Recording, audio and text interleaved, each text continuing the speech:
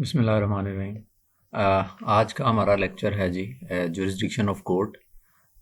आपने देखा होगा कि जितनी भी हमने असाइनमेंट्स की हैं या जो कोर्स अभी तक कवर किया है वो सेक्शन 10 से स्टार्ट हुई थी सारी असाइनमेंट्स जो हैं। और उसका ये पर्पज़ ये था कि वहाँ से एक ज़ाहिर है एकेडमिक मामला जो है वो उन सेक्शन से शुरू होता है। सेक्शन 5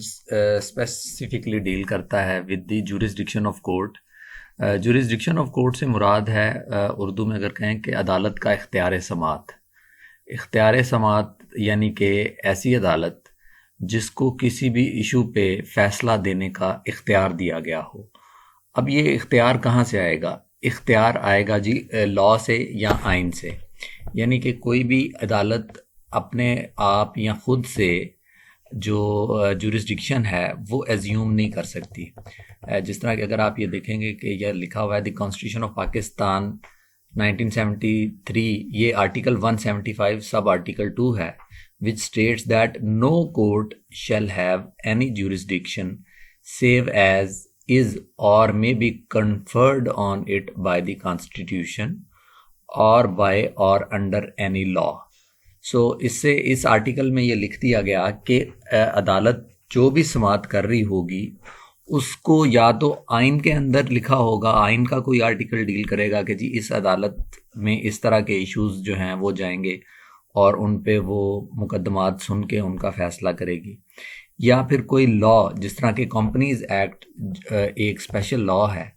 वो खुद भी जो है वो कन्फर कर सकता है जुरिस्डिक्शन को। तो अब हम देखते हैं जी jurisdiction of the court and creation of benches. The court having jurisdiction under this act shall be the high court. यानी कि जो हाई कोर्ट है मुतलका, हमें पता है कि हर प्रोविंस में एक हाई कोर्ट है और इस्लामाबाद में एक अलहदा से हाई कोर्ट है एज ए मतलब कैपिटल टेरिटरी में। तो जहाँ पे जो है कंपनी का रजिस्टर्ड ऑफिस होगा उस टेरिटरी की जो हाई कोर्ट है, जो भी डिस्प्यूट्स आएंगे कंपनीज एक्ट के अंदर जो हम डिटेल में अभी देखेंगे, ज़ाहिर है कि कौन कौन से डिस्प्यूट्स जो हैं वो हो सकते हैं शेयर होल्डर्स के आपस में या कंपनी के साथ, या कंपनी को बंद करवाने में, या जो है अगर किसी के शेयर्स किसी ने गलत जो है वो ट्रांसफ़र कर दिए हैं। तो ये सारे मामलात हम वन बाय वन देखेंगे। बट अगर कोई भी ऐसा इशू आता है तो ये ख्याल रखने वाली चीज़ ये है कि अंडर दिस एक्ट जो जुरिस्डिक्शन है वो हाई कोर्ट है, and having jurisdiction in the place at which the registered office of the company is situate. So registered office हमें पता है जब हम कंपनी इनकॉर्पोरेट करवाते हैं सीसीपी में तो या उसका एड्रेस बताते हैं। सो उस एड्रेस अगर कराची का एड्रेस है तो सिंध हाई कोर्ट में मुकदमा जाएगा, अगर लाहौर का है तो लाहौर हाई कोर्ट में जाएगा, पेशावर में है अगर कंपनी का रजिस्टर्ड ऑफिस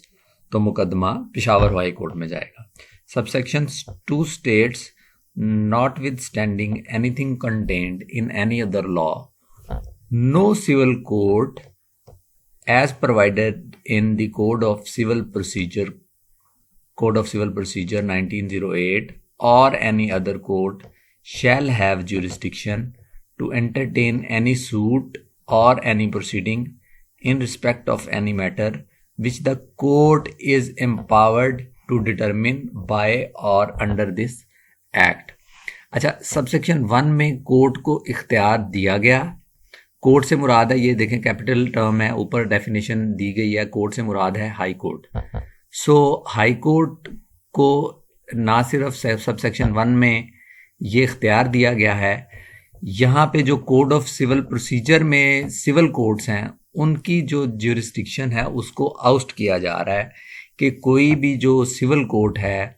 वो इन मुकदमात में इख्तियार समात नहीं रखती जिन मुकदमात का ताल्लुक जो है वो कंपनीज एक्ट के अंदर जो मामलात आते हैं उनसे रिलेटेड है। सो जो रेलिवेंट लाइन है वो है in respect of any matter which the court is empowered to determine by और under this act. So high court की जुरिस्डिक्शन हो गई,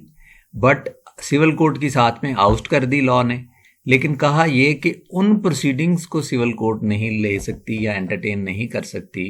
या इख्तियार समात इस्तेमाल नहीं कर सकती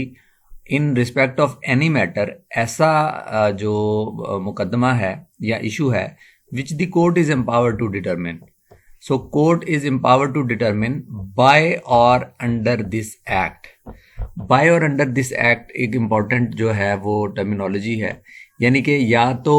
इस एक्ट में स्पेसिफिकली वो इशू दिया गया हो कि जिस तरह की अभी हम देखेंगे रिडक्शन ऑफ कैपिटल की जो पिटीशन है वो हाई कोर्ट सुनेगा, शेयर होल्डर्स के डिस्प्यूट्स की सुनेगा. अगर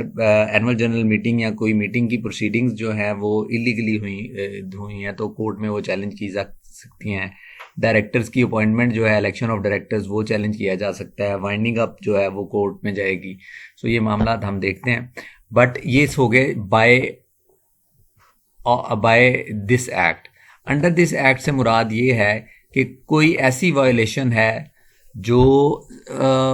हुई है कंपनीज एक्ट की किसी प्रोविजन की. मसलन किसी कंपनीज एक्ट की प्रोविजन में अगर ये लिखा गया था कि 30 दिन का नोटिस होगा, या जो है अगर ये लिखा जाता है कि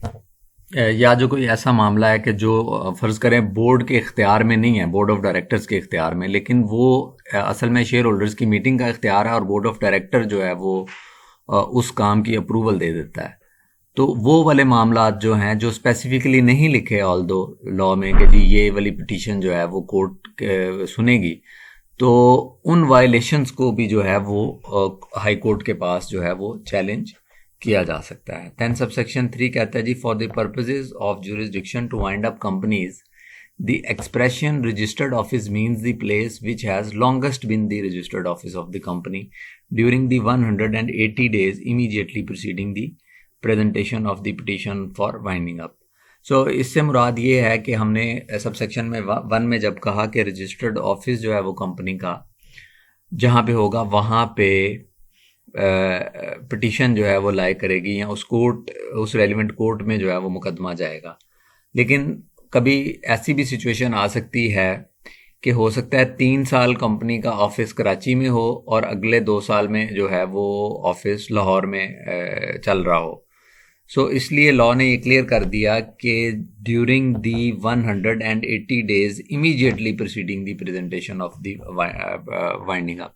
यानी कि ऐसी जगह पे जहाँ पे कंपनी का ऑफिस 180 days या 6 months के लिए हो, वहाँ पे जो है मुकदमा जो है वो दायर किया जाएगा. सो जो क्राइटेरिया है कि जहाँ पे पिछले 6 माह में ऑफिस जो है वो कंपनी का रहा होगा, जिस रेलिवेंट 6 month में वहाँ पे ऑफिस हो, और it has been the place which has longest been the registered office of the company, तो वहाँ पे जो है वो मुकदमा दायर किया जाएगा. Then subsection 4 states that there shall be in each high court 1 or more benches on permanent basis, each to be known as the company bench. यानी कि हाई कोर्ट में अगर 50, जिस तरह के पंजाब में जो है वो काफ़ी ज़्यादा जजेस की तादाद है,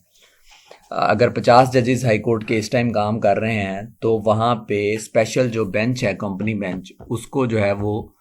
नॉमिनेट किया जाएगा to hear the matters relating to the companies. अच्छा, फिर ये है जी provided that benches constituted under the companies ordinance 1984 shall continue to function accordingly unless otherwise notified by the respective chief justice of the high court. अच्छा, companies ordinance की हमेशा से relevance रहेगी क्योंकि लेटली 2017 में ये एक्ट आया है, और जब भी कोई नया लॉ आता है तो वो जो पास्ट प्रोसीडिंग्स होती हैं पिछले लॉ से के अंडर जो कैरी आउट की जाती हैं उनको वो सिक्योर करता है या सेव करता है. ऐसा नहीं है कि एक लॉ आज ख़त्म हुआ है या रिपील हुआ है तो उसकी जो प्रोसीडिंग्स हैं वो भी ख़त्म हो जाएंगी. उनको जो कंपनीज एक्ट के सेविंग या रिपील आप अगर देखें इसमें इस लॉ में तो आपको मिल जाएगी प्रोविजन जिसमें ये लिखा होगा कि कंपनीज ऑर्डिनेंस के अंदर जो मामला चल रहे थे वो इस लॉ के आने से जो है वो खुद ब खुद ख़त्म नहीं होंगे, बल्कि जो है वो उसी लॉ के तहत जो है वो डील किए जाएंगे, यानी कि कंपनीज ऑर्डिनेंस 1984 के अंडर. अच्छा, फिर है जी provided further that provision of section 6 shall be effective from the date of notification by the Chief Justice of the respective High Court within 180 days from the date of commencement of this Act. Section 6 जो है वो बताता है procedure of the court and appeal. So इसकी जो application है उसके बारे में बताया जा रहा है कि इसकी जो एप्लीकेशन इफेक्टिव उस डेट से होगी जिस दिन जो चीफ जस्टिस है of the respective high court जो कि विद इन 180 डेज जो है वो नोटिफाई करेंगे, और तो उसके बाद जो सेक्शन 6 की रिक्वायरमेंट्स हैं वो भी एप्लीकेबल हो जाएंगी. Then subsection 5 states there shall be a registrar to be known as registrar of the company bench duly notified by the chief justice of the respective high court. अच्छा, ये registrar जो हैं ये इसका मकसद ये है कि जो भी डॉक्यूमेंटेशन या जो फाइलें हैं या जो केस रिलेटेड डॉक्यूमेंट्स हैं उनको डील करने के लिए जो हैं ये रजिस्ट्रार अपॉइंट किए जाते हैं. सो हाई कोर्ट का अपना एक अलहदा से रजिस्ट्रार है, सुप्रीम कोर्ट का अलहदा से रजिस्ट्रार है, या जितनी भी ये जुडिशल या क्वाज़ी जुडिशल बॉडीज़ होती हैं इनमें नॉर्मली हर लॉ में एक रजिस्ट्रार को इख्तियार दिया जाता है कि वो सारी डॉक्यूमेंटेशन को जो है वो सुपरवाइज़ करे, क्योंकि ज़ाहिर है ये जजेस का काम नहीं है, ये एक एडमिनिस्ट्रेटिव काम है और ये नॉर्मली रजिस्ट्रार्स करते हैं. अच्छा जी, फिर है जी the registrar of the company man shall perform all the function assign to it under this act including all ministerial and administrative business of the company bench such as receipt of the petitions, applications, written replies, issuance of notices, services of summons and such other functions or duties as may be prescribed under section 423. 423 अगर आप देखें तो वो rules making की बात करता है, तो उन रूल्स में भी लिखा जा सकता है कि रजिस्ट्रार के पास क्या इख्तियार है. अभी मैंने जिस तरह आपको बताया कि वो नॉर्मली उसके पास ये जो इख्तियार होगा कि वो petition, application, return replies, notice वगैरह इशू करना, ये सारा काम रजिस्ट्रार का होता है. देन जी the chief justice of the respective high court if deemed appropriate may also establish a secretariat in each company bench. ये अगेन हाई कोर्ट के चीफ जस्टिस साहब का इख्तियार है कि वो एक सेक्रेटेरिएट भी एस्टेब्लिश कर सकते हैं किसी भी हाई कोर्ट में, जो कि ज़ाहिर है उसको पावर्स जो होंगी उस सेक्रेटेरिएट की वो सेक्शन 423 के अंदर जो है वो ड्राफ्ट की जा सकती हैं. देन आ गया जी आपका procedure of the court and appeal, कि अब हाई कोर्ट के अंदर मुकदमा तो चला जाएगा, लेकिन मुकदमा दाखिल करने से पहले हाँ पता ही होना चाहिए कि मुकदमा किस सूट फाइल होगा, कंप्लेंट फाइल होगी या कोई एप्लीकेशन फाइल होगी. तो ये सेक्शन 6 कहता है not with standing anything contained in any other law for the time being enforce all written submissions to the court under this act shall be filed with the registrar of the company bench. So registrar जो हमने section 5 में देखे जो appoint हो जाएंगे तो उसके बाद उनके पास ये सारी पिटिशन जो हैं वो फाइल होंगी. For the purposes of this act written submission shall inter alia include. उसमें क्या क्या आएगा जी जब फाइल करेंगे आप केस, तो सबसे पहले है ए पिटीशन और application setting out A concise statement of facts, grounds and the relief claimed. मैंने आपको एक लेक्चर में एक ड्राफ्ट पिटीशन भेजी थी जिसमें हमने इलेक्शन ऑफ डायरेक्टर्स को चैलेंज किया था. तो उसमें अगर आप देखें तो वो उसको आप पिटीशन बोलेंगे और वो देखेंगे शुरू में उसके एक कंसाइज स्टेटमेंट है. कंसाइज स्टेटमेंट ऑफ फैक्ट से मुराद है कि आप सारा इशू बताएंगे, केस बताएंगे कि फैक्ट्स हैं क्या इस केस की.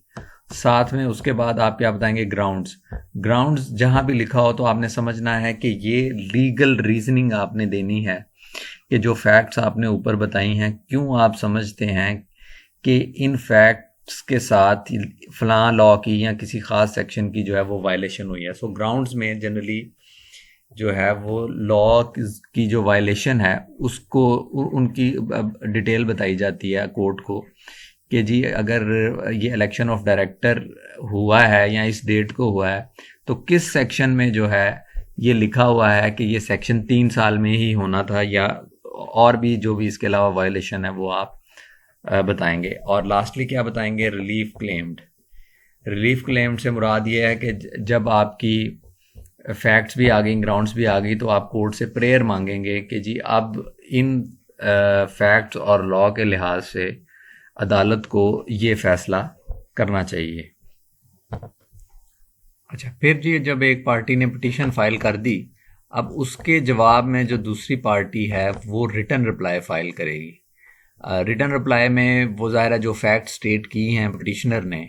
उनका वो सीरियल में जवाब देगी, या इन सीरियटम इसको बोलते हैं, कि अगर कोई एक फैक्ट असर्ट की है पिटिशनर ने तो दूसरी पार्टी बताएगी जवाब में कि जी ये जो फैक्ट्स ये बता रहे हैं ये दुरुस्त हैं या गलत हैं। अगर तो वो दुरुस्त हैं तो वो उसको एडमिट कर सकते हैं, अगर वो गलत हैं तो एंटायरली जो है वो डिनाई कर सकती है दूसरी पार्टी, और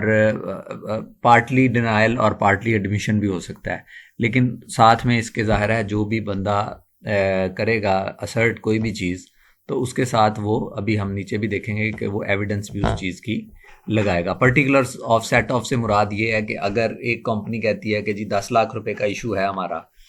तो दूसरी पार्टी अगर आके कहती है जी नहीं जी 10 लाख का तो नहीं है, 6 लाख का इनका इशू बनता है और 4 लाख जो है वो डिस्प्यूट में है, सो 4 लाख की हद तक जो है वो डिस्प्यूट अलाइव रह जाएगा और 6 लाख की हद तक जो है वो कोर्ट फैसला उसी टाइम दे सकती है जब पहली दफ़ा जो है वो मामला जो आपके साथ कोर्ट के सामने आएगा। सी में है जी कि an affidavit of facts by the petitioner और applicant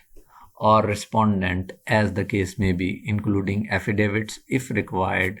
of other persons in support of the case, duly attested by the commissioner or as may be provided under the rules। अच्छा, ये हर पिटिशन के साथ एक एफिडेविट फाइल होगा जो कि attest करेगा ओथ कमिश्नर। इसका मकसद ये होता है कि ऑन ओथ जो है वो सारी स्टेटमेंट्स इसलिए दी जाती हैं कि अगर कोई इंसान गलत या झूठा एफिडेविट फाइल करता है और अगर कोर्ट में ये इस्टेब्लिश हो जाए कि ये झूठा एफिडेविट है तो उस पे जो है वो क्रिमिनल प्रोसीडिंग्स भी जो हैं वो चल सकती हैं। अच्छा जी, देन डी में आ गया any other relevant document in possession of the petitioner और एप्लीकेंट और रिस्पोंडेंट, कि भाई किसी के पास जो भी रेलिवेंट डॉक्यूमेंट है वो उस पिटिशन के साथ जो उसके स्टांस को सपोर्ट करता है वो कोर्ट में फाइल करेगा। Then an application for discovery of documents और इंटरिम इंजंक्शन इफ रिक्वायर्ड, कोई पार्टी जो है वो ये एप्लीकेशन दे सकती है कि जो डॉक्यूमेंट उनके पास खुद के पास मौजूद नहीं है और उन्हें पता है कि ये किसी ख़ास पार्टी के पास मौजूद है, तो वो उन डॉक्यूमेंट्स को कोर्ट में मंगवाने के लिए एक एप्लीकेशन भी कोर्ट में उस पिटिशन के साथ दे सकते हैं। फिर है जी ए लिस्ट ऑफ केस लॉ, यानी कि जो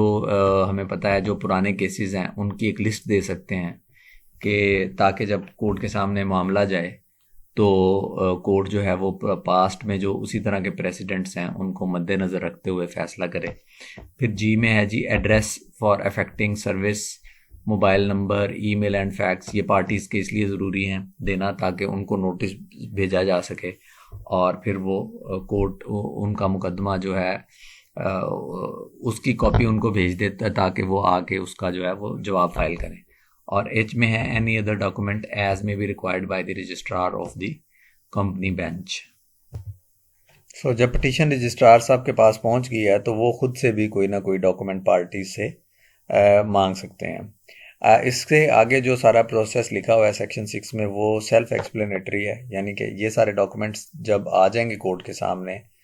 तो दोनों पार्टियों के जो काउंसल्स हैं, जब पिटीशन भी आ गई उसका जवाब भी आ गया, ग्राउंड्स भी आ गई, जो दूसरी पार्टी है उसने भी अपना लॉ बता दिया,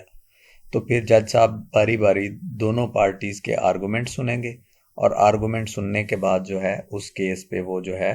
फैसला जारी करेंगे। अच्छा जी, अब इन्हीं 2 सेक्शंस पे मैंने एक आर्टिकल लिखा। उसका जो मेन मकसद था आर्टिकल लिखने का वो ये है कि बाज़ औक़ात ऐसा होता रहा है कंपनीज ऑर्डिनेंस की जो प्रोसीडिंग्स हैं, यानी कि 1984 से 2017 तक जो लॉ था उसमें ये होता था कि बाज़ औक़ात हाई कोर्ट में केस करने की बजाय सिविल कोर्ट में लोग केस फाइल कर देते थे और सम टाइम्स जो है जो केस सिविल कोर्ट का बनता था वो हाई कोर्ट में फाइल कर देते थे। तो उससे फिर ये होता था कि दोनों जगह पे इनवेरिएबली ये होता था कि दूसरी पार्टी जो है वो हमेशा ऑब्जेक्शन लेती थी कि ये प्रोसीडिंग्स तो हाई कोर्ट में चलनी चाहिए, और अगर हाई कोर्ट के सामने होती थी तो वो कहते थे कि जी ये प्रोसीडिंग जो है वो सिविल कोर्ट में चलनी चाहिए। तो इन इन इश्यूज़ को काफ़ी हद तक जो है वो जो कंपनीज एक्ट है उसने क्लियर तो कर दिया, लेकिन फिर भी थोड़ी सी जो गुंजाइश रह गई वो ये रह गई कि जिस तरह मैंने आपको पहले बताया कि सेक्शन 5 में लिखा है कि उन मामलात पे जो है हाई कोर्ट फैसला देगी जो कि कोर्ट एम्पावर होती है, या जो ऐसे मैटर्स हैं which the court is empowered to decide by और under this act. So determine तो कोर्ट ने करना है, लेकिन किसी एक सेक्शन में स्पेसिफिकली नहीं लिखा या लिस्ट डाउन नहीं किया गया कि ये वाले 10 वो मामलात हैं जिनको जो है वो कोर्ट सुनेगी। सो इस पर्पस जो था इस आर्टिकल का वो ये मैंने यहाँ पे आइडेंटिफाई किया है। It aims to objectively defines and identifies disputes which can be entertained by a company bench of any of the provincial high courts in its civil original jurisdiction under the Companies Act। यानी कि अगर अभी मैं आपको दिखाऊंगा कि मैंने इसमें सारे के सारे वो इश्यूज ही आइडेंटिफाई कर दिए हैं जो कि हाई कोर्ट इसमें सुनेगी। सो इस लेक्चर को सामने रखते हुए ये आप सारा जो है वो आर्टिकल पढ़ सकते हैं। इसमें सारी जो जुरिस्डिक्शन की जो है कब हाई कोर्ट की होगी कब सिविल कोर्ट की होगी ये सारी एक्सप्लेनेशन आ जाएगी। और इसके अलावा जो मैंने कुछ केस लॉज भी दे दिए हैं इसमें, जिनको पढ़ के आपको अंदाज़ा होगा कि कोर्ट जुरिस्डिक्शंस का इश्यूज जो है वो किस तरह जो है वो डिसाइड करती है। तो अब हम डायरेक्टली चलते हैं उन इश्यूज़ पे जो कि हाई कोर्ट जो है वो डिसाइड करती है, और उसके लिए एक स्पेशल सेक्शन या स्पेशल प्रोविजन जो है वो इस जो है 2017 का एक्ट उसमें दी गई है। जिस तरह पहली जो पिटीशन हाई कोर्ट में जा सकती है वो है application to court for cancellation of resolution concerning variation of rights. So हमें पता है कि डिफरेंट क्लास के शेयर्स होते हैं शेयर होल्डर्स के पास। तो अगर किसी भी क्लास के जो शेयर होल्डर्स हैं उनके राइट्स में कोई वेरिएशन करता है कंपनी करती है, या वही जो शेयर होल्डर्स हैं उनका कोई आपस में डिस्प्यूट होता है, तो वो जो डिस्प्यूट है वो under section 1759 of the act वो जो है ये हाई कोर्ट के पास जाएगा। सो इसके बारे में ये सारा सेक्शन और इसकी जो मैंने डिटेल है वो दे दी है, वो आप पढ़ के इसको समझ सकते हैं। अच्छा जी, दूसरा जो मामला है जो हाई कोर्ट में जाएगा वो है जी application to court for reduction of capital of a company. अच्छा, रिडक्शन ऑफ कैपिटल से मुराद ये है कि अगर एक कंपनी इनकॉर्पोरेट हुई है और उसके 10 शेयर होल्डर हैं और कहते हैं कि जी हम ईच जो हैं वो 10-10 लाख का कैपिटल डालेंगे, और जब 10 लोगों ने 10 लाख ईच का कैपिटल डाला तो उसका कैपिटल हो गया 1 करोड़। अब कुछ अरसे या 6 माह बाद वो ये डिसाइड करते हैं कि हमने ये सारे पैसे खर्च नहीं करने। तो अगर वो खर्च नहीं करते तो उस कंपनी में से वो पैसा निकालने का सिर्फ एक तरीका है जिसको लॉ में बोलते हैं रिडक्शन ऑफ कैपिटल। अब रिडक्शन ऑफ कैपिटल एक इसलिए इम्पोर्टेंट या स्ट्रेटेजिक इशू है कि हो सकता है कुछ लोगों ने उस कंपनी के साथ कॉन्ट्रैक्ट्स किए हों आफ्टर इंश्योरिंग कि भाई इस कंपनी का 1 करोड़ का कैपिटल है और अगर हम इनके साथ कारोबार करेंगे तो इनके पास इतना पैसा है कि ये इसमें इंजेक्ट कर सकते हैं। तो कंपनी ये कर सकती है कि उधर से कॉन्ट्रैक्ट भी कर ले और वहाँ से पैसा भी निकाल ले। तो इसलिए लॉ ने ये पावर कोर्ट को दी है सो दैट वो हर किसी के राइट्स को सिक्योर करने के बाद ही ये इजाज़त दे कि ये कंपनी अपना कैपिटल रिड्यूस कर सकती है। रिडक्शन ऑफ कैपिटल का ये सेक्शन 89 है, ये आप पढ़ सकते हैं। इसमें सारी डिटेल है कि कोर्ट कौन कौन से मामलात को देख के जो है वो कैपिटल को रिड्यूस करेगी। हाँ जी, अगली जो पिटीशन जा सकती है कोर्ट में वो है relating to application by receiver or manager to court for seeking a direction regarding performances of his functions. ये मैनेजर अगर कोई कोर्ट अपॉइंट करती देती है किसी कंपनी के लिए, इसकी इख्तियार जो है वो SCCP के पास भी होता है। तो उस अगर कोई रिसीवर को अपना कोई इशू है ऐसा जिसमें उसको परफॉर्मेंस ऑफ फंक्शन में कोई क्लैरिटी चाहिए तो वो कोर्ट में एप्लीकेशन फाइल कर सकता है। देन जी सेक्शन सॉरी जो ये चौथा मामला है जो कि कोर्ट के पास जा सकता है वो है application to court for rectification of register of shares. इसका रेलिवेंट सेक्शन जो कंपनीज एक्ट में है हम पढ़ चुके हैं, वो है सेक्शन 126 ऑफ द एक्ट। इसमें यही होता है कि किसी भी शेयर होल्डर को कंपनी शेयर्स इशू कर दे या शेयर दे दे जो कि एंटाइटल नहीं है लीगली, या किसी एग्जिस्टिंग शेयर होल्डर के शेयर गलत ट्रांसफ़र कर दे, तो ये कोर्ट के पास इख्तियार है कि वो रजिस्टर को दुरुस्त कर सकती है। यानी कि जिसके शेयर गलत ट्रांसफ़र किए गए हैं वो पिटीशन फाइल करेगा सेक्शन 5 की, कंपनी, और जिस कंपनी भी उसका जवाब फाइल करेगी, दूसरा बंदा जिसके नाम शेयर गए हैं वो भी जवाब फाइल करेगा, और फैक्ट्स और लॉ को मद्देनज़र रखते हुए कोर्ट इस पर फैसला करेगी। देन जो पांचवी पिटीशन है जी वो है regarding application to court to declare proceeding of a meeting invalid. हमें एनुअल जनरल मीटिंग का, एक्स्ट्राऑर्डिनरी जनरल मीटिंग करने का सारा प्रोसेस जो है वो मालूम है, और अगर उसकी कोई वायलेशन होती है और मीटिंग जो ऐसी मीटिंग जो कि ड्यूली कन्वीन्ड नहीं है वो उसमें कोई फ़ैसला किया जाता है तो कोर्ट में वो प्रोसीडिंग्स चैलेंज की जा सकती हैं। अच्छा, उससे अगली पिटीशन है जी application to court to declare election of director invalid. ये जो है ये मैंने एक सैम्पल पिटीशन आपको भेजी भी हुई है, इसको भी आप जो है मज़ीद जो है यहाँ पे इसके बारे में आपको इन्फॉर्मेशन मिलेगी, और जो पिटीशन को आप पढ़ें और उसके बाद इस लॉ को पढ़ें और ये जो सारी क्लैरिफिकेशन दी गई है इसको पढ़ें तो यू विल बेटर अंडरस्टैंड कि कौन से मामलात जो हैं वो कोर्ट कंसीडर करेगी while deciding a petition against election of the directors. Then सातवां मामला है जी application to court for rectification of register of directors. जिस तरह किसी को गलत शेयर होल्डर बना दिया जाए या उसके शेयर ट्रांसफ़र कर दिए जाएं, उसकी पिटीशन हमने 126 में देखी। तो इसी तरह अगर किसी को गलत डायरेक्टर बना दे कंपनी, या किसी को गलती से निकाल दे और वो प्रोसेस फॉलो ना करे, जो कि सेक्शन ये जो मैंने रेलिवेंट सेक्शंस जो हैं इधर दिए हुए हैं, तो वो जो है डायरेक्टर चैलेंज जो है वो कर सकता है उस इलेक्शन को before the high court. Then अगला मामला है जी 8वें नंबर पे application to court for declaration qua directors lacking fiduciary behaviour. अच्छा, ये पिटीशन ये है कि कोई भी जो डायरेक्टर है जब वो अपॉइंट होता है तो उसके पास साथ एक ड्यूटी लॉ एज्यूम करवाता है उसको कि वो हमेशा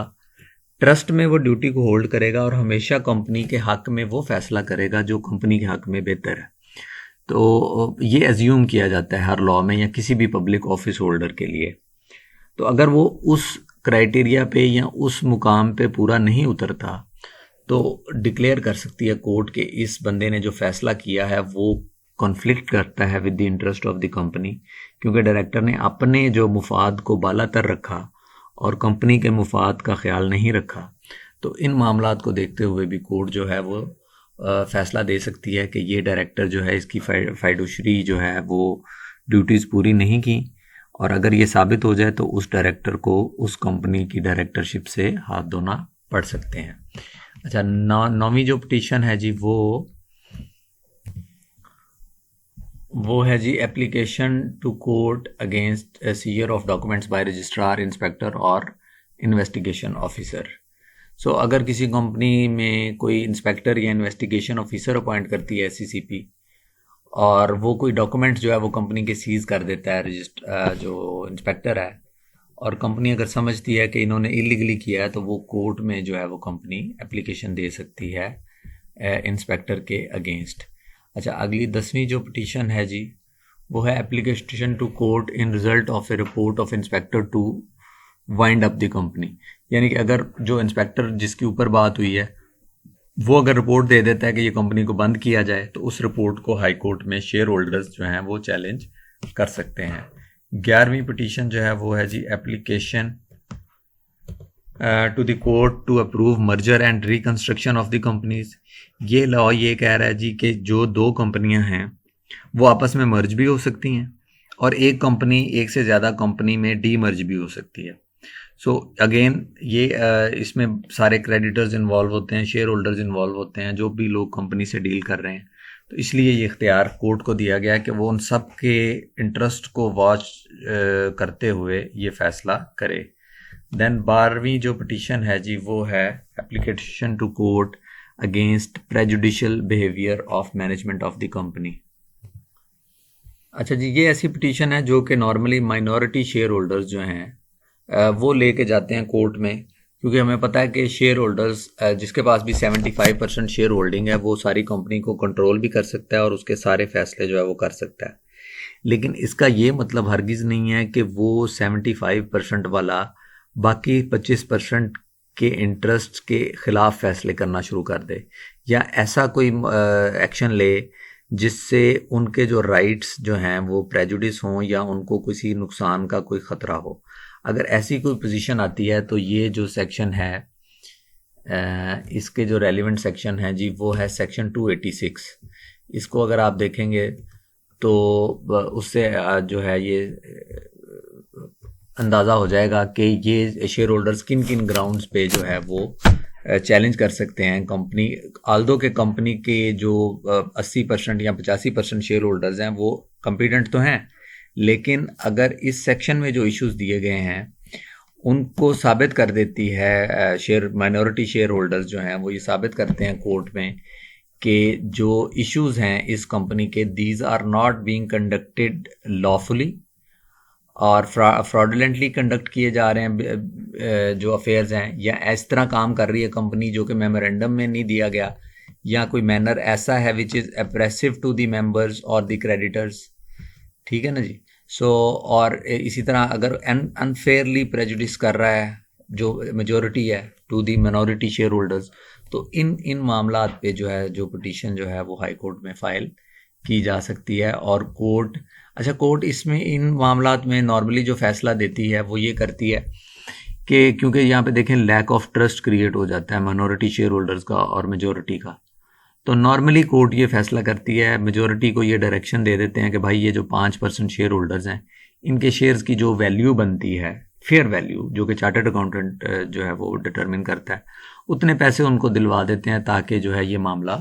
क्लियर हो जाए। ये एक तरह से ये एक फ़ैसला है। और मज़ीद आप अगर जब इसकी डिटेल देखेंगे तो उसमें और कंपनी को by the way wind up भी कर सकती है कोर्ट जब लगे कि ये कंपनी अब मज़ीद जो है वो प्रॉफिट में नहीं चल सकती और जो आपस में जो शेयर होल्डर्स हैं उनका अब कोई एक दूसरे पे ट्रस्ट भी नहीं है। अच्छा, 13 नंबर पे जो एप्लीकेशन कोर्ट को दी जा सकती है वो है फॉर वाइंडिंग ऑफ कंपनी, यानी कि कंपनी अगर बंद करनी है तो उसके लिए भी जाहिर है वो SECP नहीं है, शेयर होल्डर्स खुद उस वक़्त कंपनी को वाइंड अप कर सकते हैं जब उनकी लाइबिलिटीज़ कम हैं और उनके एसेट्स ज़्यादा हैं। तो उस सिचुएशन में SECP को भी SECP को इन्वॉल्व किया जाएगा लेकिन कोर्ट को इन्वॉल्व नहीं किया जाएगा। बट अगर किसी कंपनी के एसेट्स जो हैं वो कम हैं और लाइबिलिटीज़ ज़्यादा हैं तो हमेशा कोर्ट में ही जो है वो ये पिटीशन करनी पड़ेगी जी। 14th नंबर पे जो पिटीशन आएगी वो ऐसी पिटीशन को हाई कोर्ट में फ़ाइल की जा सकती है कि जिसमें कोई शेयर होल्डर आके ये साबित करे कि जो प्रोविजन कह रही है, जिस तरह इसकी एक मिसाल ये हो सकती है कि अगर लॉ में ये लिखा है कि अगर कंपनी ने अपनी प्रॉपर्टी बेचनी है तो वो शेयर होल्डर्स की अप्रूवल लेगी, लेकिन कंपनी अगर डायरेक्टर्स की अप्रूवल से वो प्रॉपर्टी बेच देती है तो कोई भी शेयर होल्डर जाके हाई कोर्ट में चैलेंज कर सकता है कि जी क्योंकि लॉ में लिखा है कि ये कंपनी की प्रॉपर्टी शेयर होल्डर्स मीटिंग के बाद बिकनी थी और इन्होंने डायरेक्टर्स ने खुद ही बेच दिया है, तो उसको वो चैलेंज कर सकता है और कोर्ट दिखाना पड़ेगा कोर्ट को कि किस लॉ में ये लिखा है, किस सेक्शन में ये चीज़ लिखी है। तो उसके बाद जो है वो कोर्ट उसको डिक्लेयर कर सकती है कि ये फ़लाँ सेक्शन की ये वायलेशन हुई है और लिहाजा जो एक्ट किया है कंपनी ने वो इलीगल जो है वो उसको करार दिया जाएगा और उसका कोई लीगल इफेक्ट नहीं होगा। अच्छा, एंड में इसका जो है कंक्लूजन दिया गया है इस सारे आर्टिकल का। इसको हम कंक्लूड इसी तरह कर सकते हैं कि जो 14 किस्म के मैंने ऊपर डिस्प्यूट्स बताए हैं वो सारे के सारे कंपनीज एक्ट के अंडर कंपनीज कोर्ट यानी कि हाई कोर्ट डिसाइड करेगी। और अगर कोई ऐसा डिस्प्यूट हो जाता है जो इनके अंदर नहीं आता, मिसाल के तौर पे अगर कंपनीज से किसी ने पैसे लेने हैं, मिसाल के तौर पे एक कॉन्ट्रैक्टर है और वो कंपनी को 10 लाख रुपए का सामान देता है और कंपनी जो है वो उसको पैसे वापस नहीं करती, तो वो सिविल कोर्ट में मुकदमा फाइल करेगा। क्यों? क्योंकि ये कहीं लिखा नहीं हुआ कंपनीज एक्ट में कि ऐसा मुकदमा हाई कोर्ट में जा सकता है। इसी तरह जो है किसी एम्प्लॉयज़ के साथ कंपनी का डिस्प्यूट हो जाता है, जैसे किसी कंपनी को एम्प्लॉय को कंपनी निकाल देती है, तो अगेन देखें पूरे कंपनीज एक्ट में ये नहीं लिखा कि एम्प्लॉय मुकदमा कर सकता है इन द हाई कोर्ट। सो ये 14 जो लिस्ट मैंने दी है, इसका फ़ायदा ये हो गया कि इस नोयत के मुकदमा तो हाई कोर्ट में जाएंगे, और इसके अलावा किसी की कोई भी अगर ग्रीवेंस है तो वो सारे के सारे जो हैं वो मुकदमात वो सिविल कोर्ट में जाएंगे। ठीक है जी, इस तरह जो है ना जी ये सारा अब आप इस सारे आर्टिकल को रिवाइज़ कर लें, और इसके बारे में फिर हम अगले लेक्चर में बात भी करेंगे। और इसी तरह की मैं सोच रहा हूँ कि हमने एक एकेडमिक असाइनमेंट कर लिया है, एक क्विज़ कर लिया है। अब हमें जो असाइनमेंट करनी चाहिए वो प्योरली जो है वो लिटिगेशन से रिलेटेड होनी चाहिए। तो इसका मकसद भी यही था इस लेक्चर का कि हमें थोड़ा सा इसका पता चल जाए कि किस तरह कोर्ट्स में मामला चलते हैं। तो अगले लेक्चर में हम डिस्कस करेंगे जी इसकी असाइनमेंट हमने किस तरह जो है वो स्ट्रक्चर करनी है।